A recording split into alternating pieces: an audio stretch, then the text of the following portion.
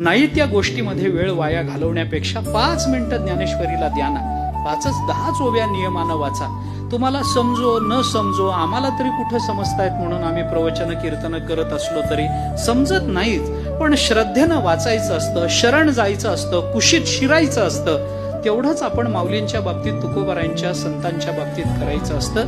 तेवढं आपण नियमानं करा अशी सर्वांना नम्रतापूर्वक प्रार्थना आहे. चरणावर मस्तक घेऊन प्रार्थना आहे. सकाळी नाही जमलं दुपारी वाचा, दुपारी नाही जमलं संध्याकाळी वाचा, कामावरून घरी आल्यावर वाचा, रात्री झोपताना वाचा, अंथरुणावर पडून वाचा, पाय वर करून वाचा, हात वर करून वाचा. तुमच्या पाया पडतो मी, ज्ञानेश्वरी वाचा, महाराज गाथा वाचा.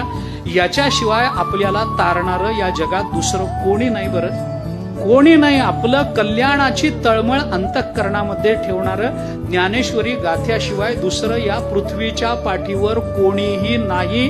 लिहून घ्या माझ्याकडून.